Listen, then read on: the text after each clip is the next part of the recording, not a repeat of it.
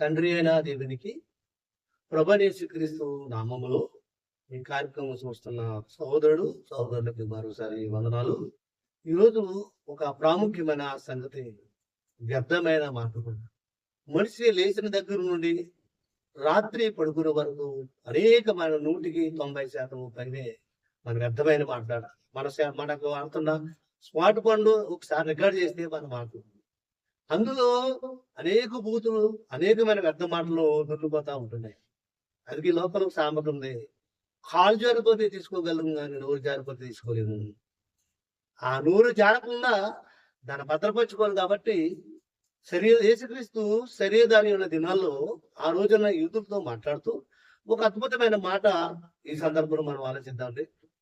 మత్తయి సువార్త 12వ అధ్యాయము 36వ వచనంలో, మత్తయి సువార్త 12వ అధ్యాయము 36వ వచనంలో